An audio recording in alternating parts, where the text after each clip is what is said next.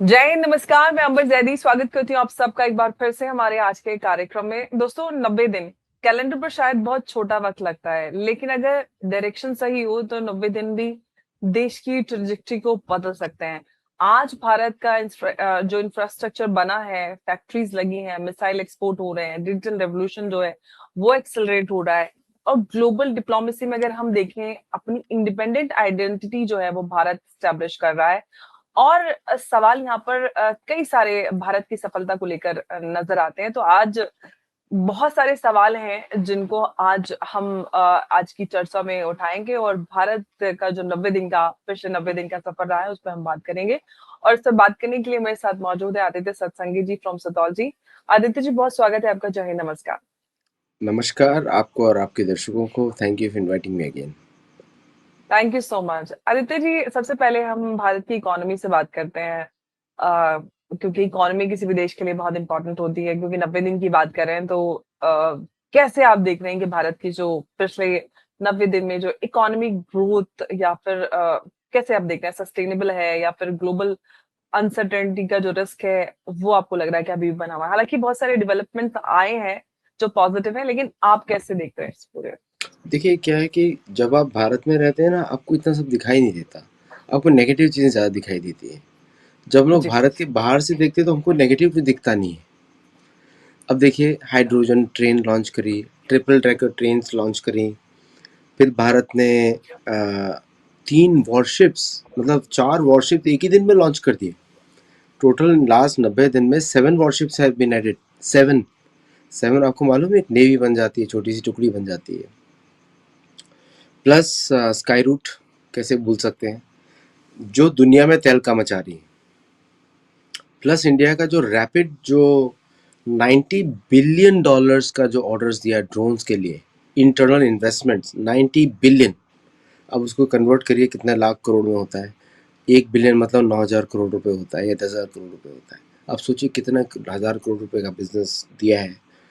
Plus airports देखिए, गुवाहाटी के airports देखिए, जो नए नए एयरपोर्ट्स खुल रहे हैं।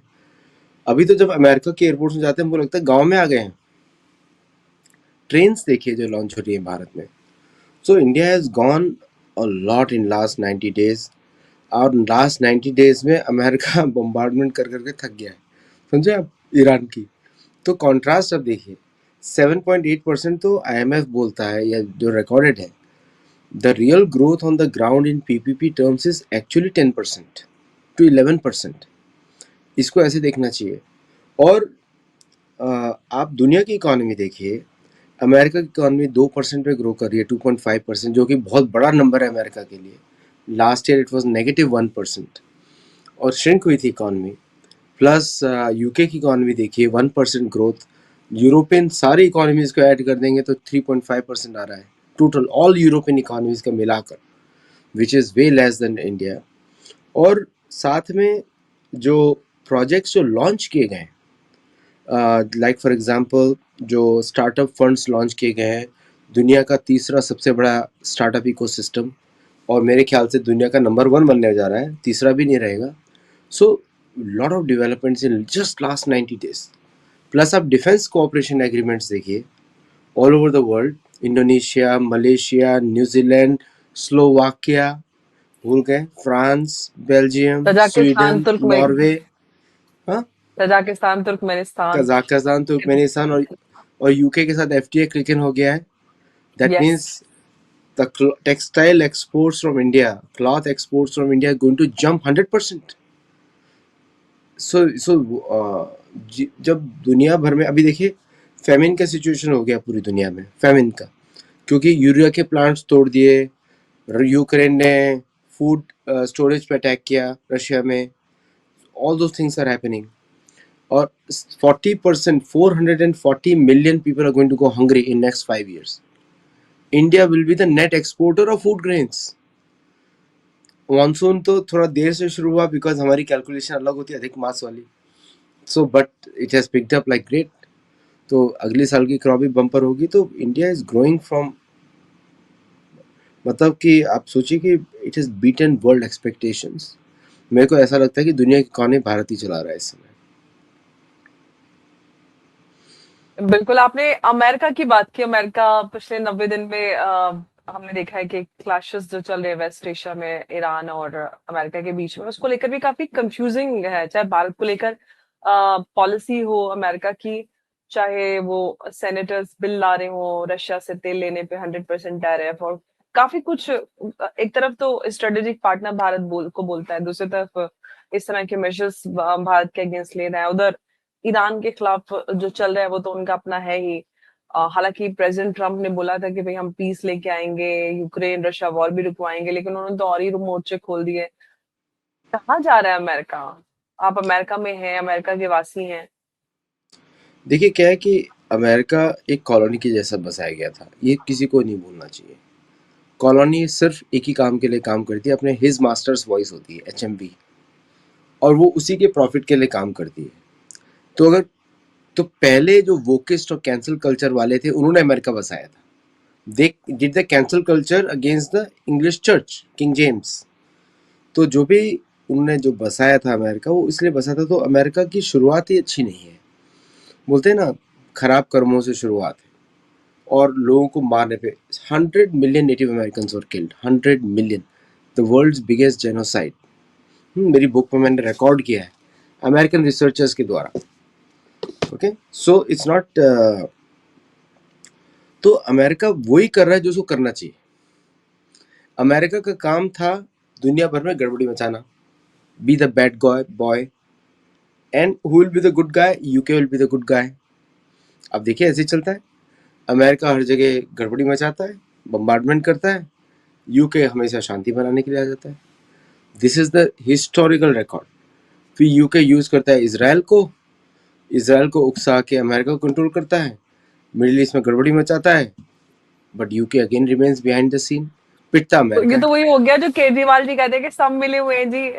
वही हो सब गया। मिले हुए हैं, केजरीवाल भी मिले हुए हैं इनके साथ, खुजलीवाल खुजलीवाल भी इधर मिले हुए हैं। ठीक है, तो केजरीवाल, अब तो इतिहास में नया दिल्ली नया के इतिहास आ गया है। मैं दूसरे कॉकरोचेस, ऑथर, अभी तो दूसरे इतिहास, कॉकरोचेस भी आ गए। दिल्ली में हाँ, कॉकरोच लग गए हैं। और भी बहुत सारे लोग हैं। हिस्टोरिकली देखेंगे तो नेहरू, गांधी, खुजलीवाल, और फिर आपके कॉकरोचेस, ये सब एक ही थैली के चट्टे बट्टे हैं। सोनम वांगचुक, तो ये इन्हीं ब्रिटिश एम्पायर के लिए काम कर रहे हैं। अभी थोड़ा कंट्रोवर्शियल हो जाएगा, बट अम्बेडकर, ये सब भी हो जाएगा। विद मैंने डिस्क्लेमर बोला है कंट्रोवर्शियल। तो बिकॉज नया रिसर्चेस आ गया है किस तरह they were also connected to the same system, है ना। तो the only person clean in the past was Sardar Vallabhbhai Patel, Subhash Chandra Bose, the only people clean, Sardar Vallabhbhai Patel and Subhash Chandra Bose. So they actually fought for the Indian. तो ये जो अमेरिका के बारे में आपने क्वेश्चन पूछा, अमेरिका बनाया ही इसलिए गया था कि पूरे दुनिया में गड़बड़ी मचाता रहे और अमेरिकन पॉपुलेशन को गिनी पिग की तरह यूज किया जाए।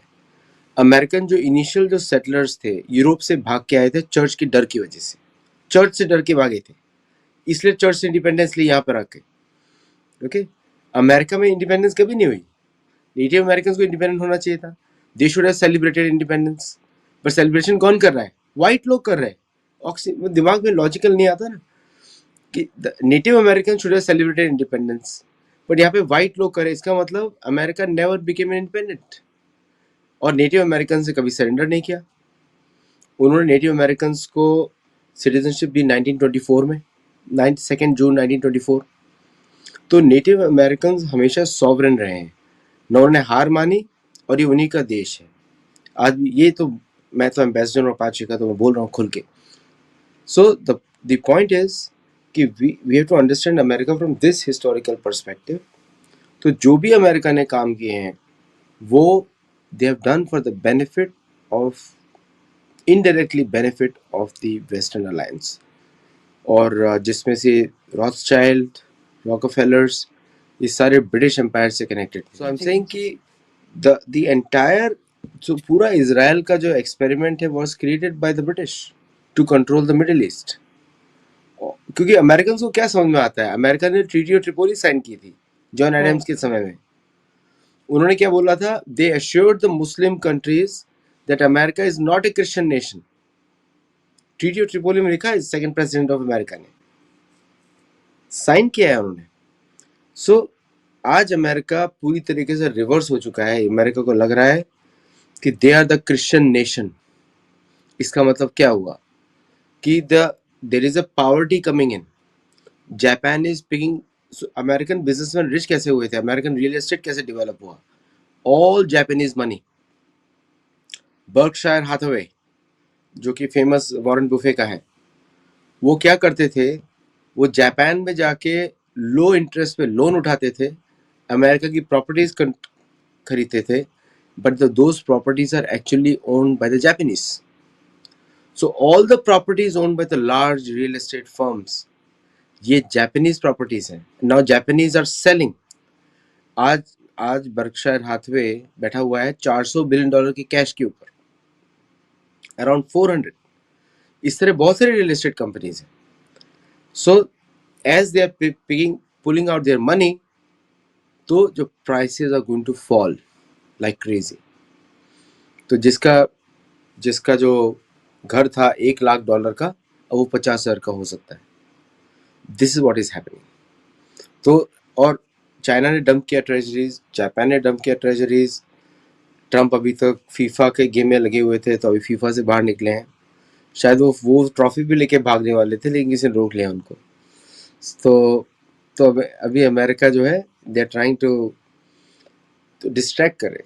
ईरान का युद्ध is total distraction from what is going on internally. But internal जो चल रहा है, मतलब इन्फ्लेशन है, कई स्टेट्स में स्टैगफ्लेशन जैसी सिचुएशन काफी समय से बनी हुई है. इनफैक्ट ट्रम्प के आने से पहले ही ये जो डोमेस्टिक इश्यूज थे वो थे, जिनको उन्होंने अपने इलेक्शन में मुद्दा भी बनाया था. तो जो अमेरिकन हैं वो क्या परेशान नहीं है जो स्थिति बनी हुई है? वॉर में अमेरिका इतना पैसा खर्च कर रहा है, टैरिफ पे टैरिफ लगा रहा है, महंगाई हो रही है, लोग परेशान हैं, लोगों के खर्चे ट्रिपल से भी ज्यादा हो गए हैं, बेसिक्स भी नहीं, ग्रोसरीज भी नहीं कर पा रहे हैं लोग, ऐसे स्थिति बन गए. आपको क्या लग रहा है कि ऐसे में वो मिड टर्म निकाल लेंगे?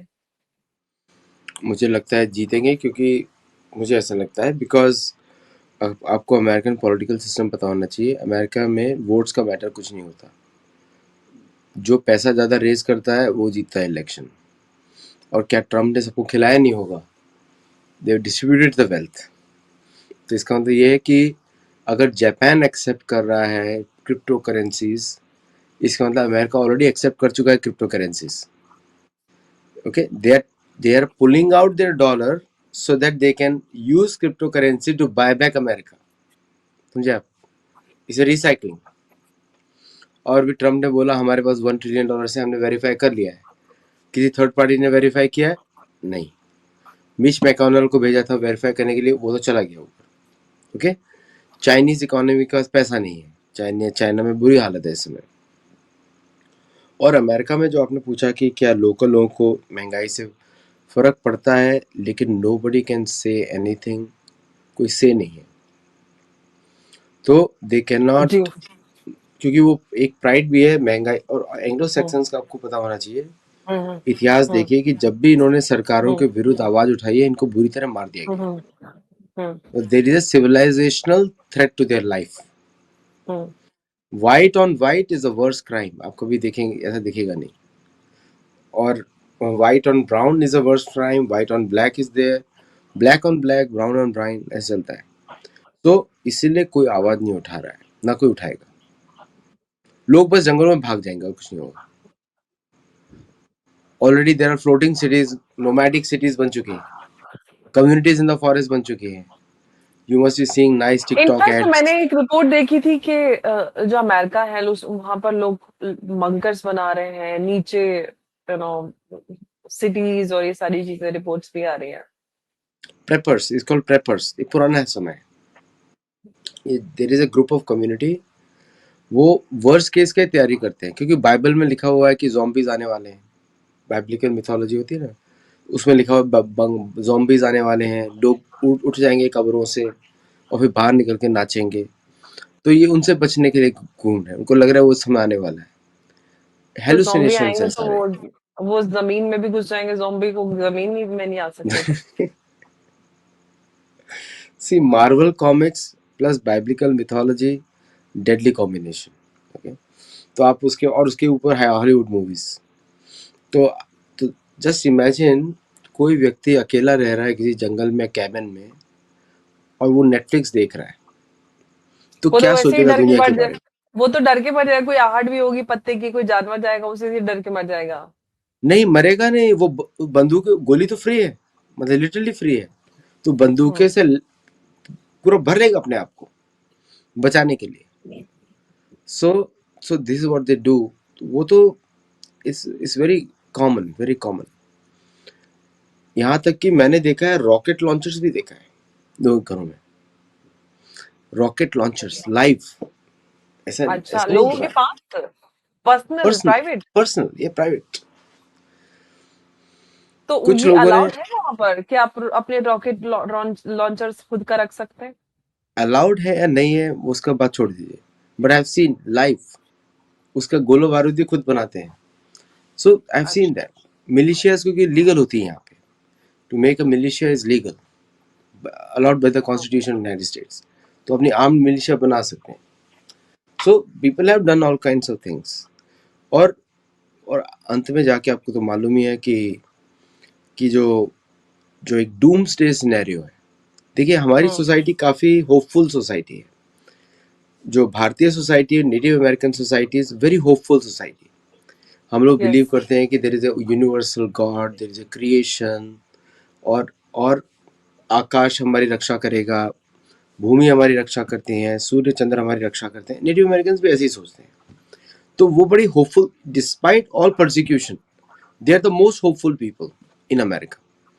उनको नहीं डर लगता, इतना परसिक्यूशन होने के बाद, पॉपुलेशन वाइप्ड आउट हो जाने के बाद भी they are still civil, bitterness नहीं है वहाँ पे। ओके, यहाँ पे तो फालतू में लोग विक्टिम विक्टिम के चिल्लाते रहते हैं, इतना सब होने के बाद भी देर होपफुल। तो हमारे जैसे ही लोग हैं, हम हमारे साथ भी ऐसा ही हुआ है, लेकिन फिर भी हम होपफुल हैं। जी। So so but other than that, जो भी पॉपुलेशन हैं, चाहे वो एंग्लो सैक्सन हो, चाहे अफ्रीकन अमेरिकन हो, चाहे मैक्सिकन अमेरिकन हो, उन सब पॉपुलेशन में कहीं ना कहीं वो डूम्सडे वाला सिनेरियो आ जाता है। और nobody wants to complain to the authority, क्योंकि मालूम है कि अथॉरिटी क्या करेगा। अब ये लोग किस चीज़ के लिए कंप्लेन करते हैं? मेरी बीवी के साथ मेरा लड़ाई हो गया, इसने मेरे इधर मेरी दीवार पे कुछ ठोक दिया, मैं उसकी जगह, इस तरह के छोटा मोटा कंप्लेंट्स करते हैं, उसमें पुलिस आ जाती है। But there is no large scale mass scale protest, क्योंकि उसके लिए नेशनल सिक्योरिटी गार्ड है, नेशनल गार्ड है। तो उसमें ऐसा नहीं कि राइट्स हो सकते हैं महंगाई के ऊपर। तो एंड तो वही वो करते हैं। Like today Trump announced giant eagle के साथ पेंसिल्वेनिया में, that the giant eagle will reduce the prices for basic food items. That means कि मास स्केल पे कुछ प्रॉब्लम शुरू होने वाली है। तो ही इज इनवाइटिंग बिजनेसेस कि राइट्स ना हो खाने के ऊपर। लेकिन आदित्य जी, मैं थोड़ा भारत की तरफ आती हूँ, भारत की फॉरेन पॉलिसी पे बात करते हो। आपको क्या लगता है कि भारत की जो ग्लोबल डिप्लोमेसी है वो पहले से ज्यादा इंडिपेंडेंट और इन्फ्लुएंशियल हुई है? जिस तरह से हम देख रहे हैं प्रधानमंत्री मोदी का डिप्लोमेटिक पुश नजर आ रहा है, उसमें डिफेंस सबसे ऊपर है। और of course trade agreement, Bharat ने अपने इन सारी चीजों को डाइवर्सिफाई किया पिछले लगभग एक साल में। कैसा देख रहे हैं आप पूरा इसको? देखिए, पहली बार जो है, पहली बार मैं देख रहा हूँ किसी भी सरकार को दुनिया में, बहुत अच्छी तरह मैं स्टडी करता हूँ, हम्म। प्रधानमंत्री मोदी कैंपेन नहीं चला रहे हैं।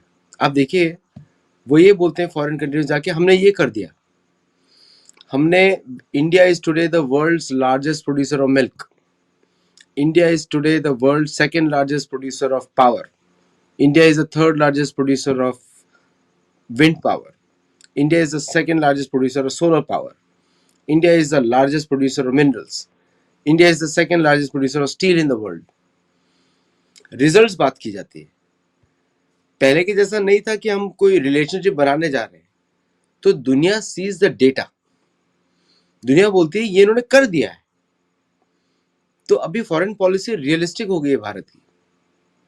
ऐसा नहीं है कि जैसे पाकिस्तान का प्रधानमंत्री जाता है, हम आपसे दोस्ती करना चाहते हैं, देखते तुम्हारा देश तो टूटा पड़ा हुआ है, बलूचिस्तान में तुम पिटते रहते हो, खैबर पख्तूनख्वा पिटते रहते हो, तुम्हारा कंट्रोल इस्लामाबाद के बाहर नहीं है, तो कौन सा देश चला रहे हो? सी, दैट्स ए कैंपेन, वहां पे छुपाने की कोशिश की जा रही है ना, कि पाकिस्तान तबाह हो चुका है। बांग्लादेश का, अब बांग्लादेश को कुछ बताने के लिए है क्या? नहीं है। वो जहां भी जाएंगे लोगों के भिखारी आ गया, पावर नहीं है, अदानी ने पावर के प्राइसेस बढ़ा दिए तो बांग्लादेश में राइट्स हो रहे हैं। भारत चावल नहीं देगा तो राइट्स हो जाएंगे, भारत पेट्रोल नहीं देगा तो राइट्स हो जाएंगे। ठीक है, तो भारत को कुछ दिखाने की जरूरत नहीं है, बोलने की जरूरत नहीं है, ये फॉरेन पॉलिसी है। तो जब जयशंकर जी जाते हैं सीना चौड़ा करके और वो दो शब्द बोलते हैं, एवरीवन हैज अ वेट। अब किसी को, भारत को ये बोलने की जरूरत नहीं ऑस्ट्रेलिया को कि हमारे पास our navy is 10 times your size. Okay, it's already there, वो ऑलरेडी कैलकुलेट कर चुका है। भारत को इंडोनेशिया को इम्प्रेस करने की जरूरत नहीं है, because Bharat is already building the base in Andaman Nicobar. मरता क्या ना करता, सबंगपुर तो देना ही पड़ेगा, otherwise Bharat is capable of defending Malacca strait on its own. समझे आप? तो दो the foreign policy is run on actual numbers. अब अमेरिका को मालूम है कि they have no way to fight with the Indian navy Indian ocean region. वो साथ के साथ एयरक्राफ्ट कैरियर भी लेकर आएगा तो नहीं लड़ पाएगा unless they threaten a nuclear strike. तो मोदी जी ने 12 न्यूक्लियर बॉम्ब को रिलीज करवा दिया, इंफॉर्मेशन किसी ने रिलीज करवा दिया, बता दो हम डिप्लॉय कर चुके हैं। So that means America has to step back.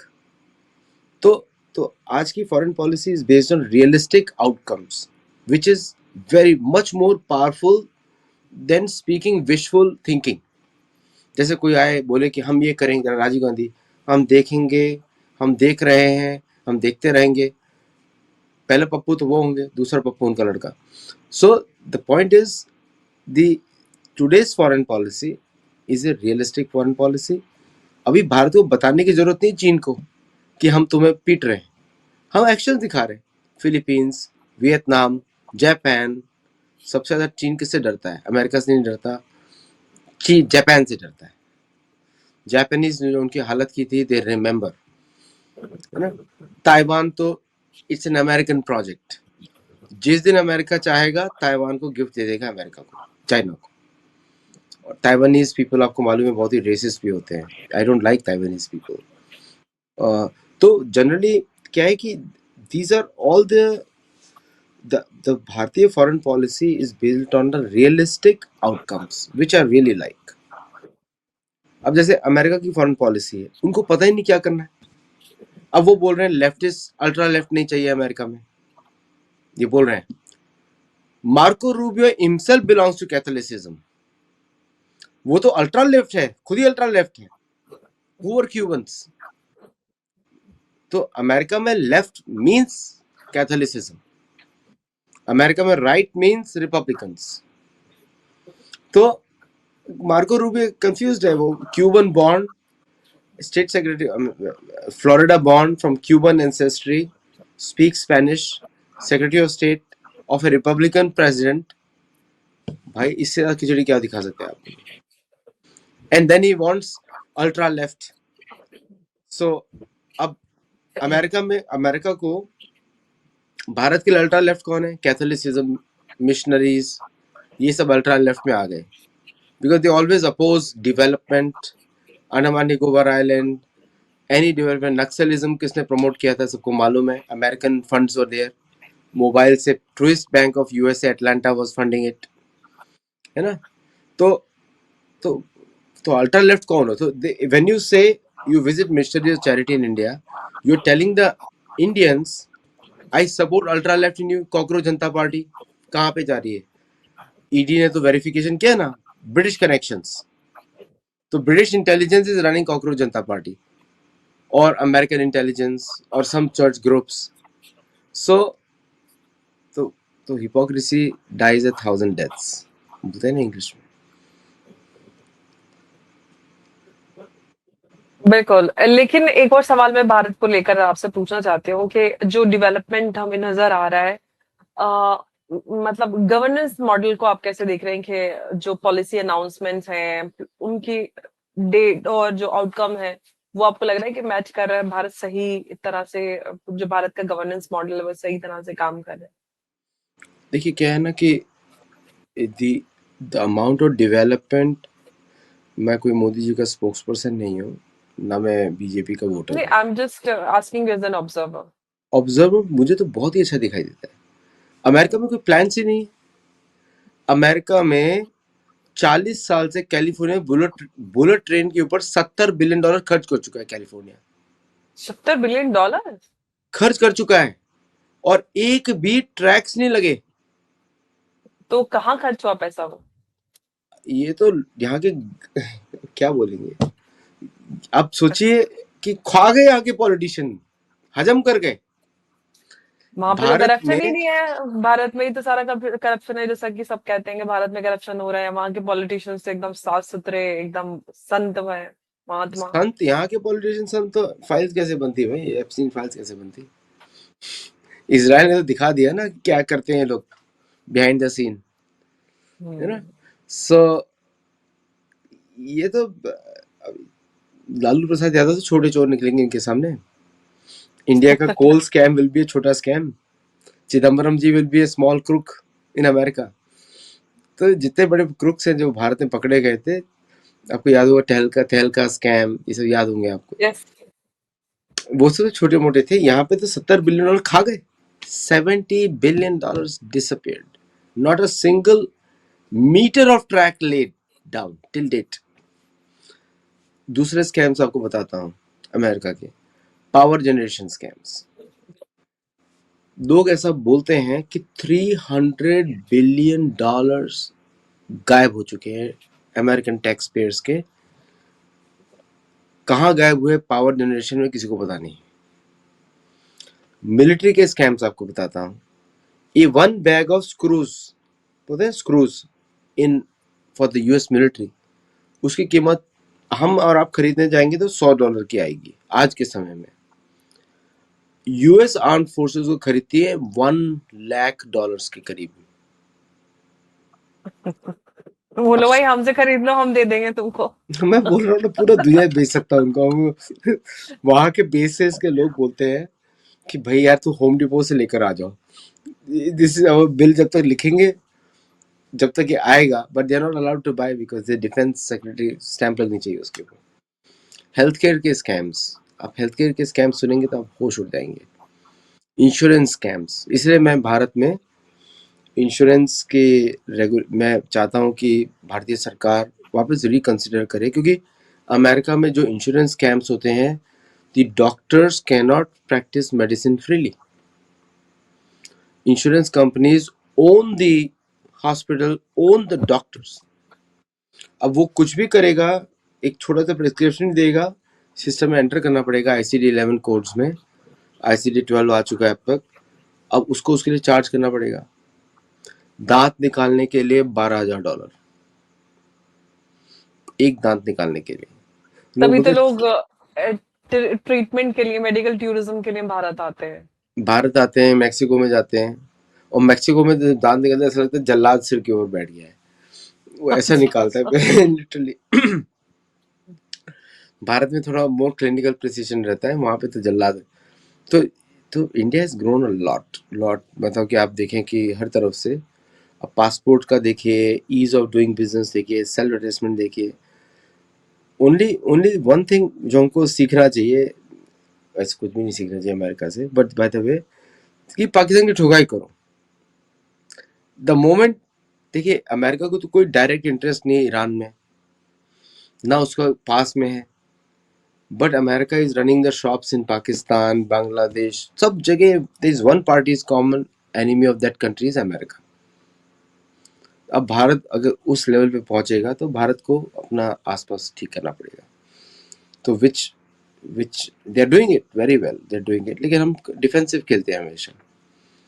That's only one thing.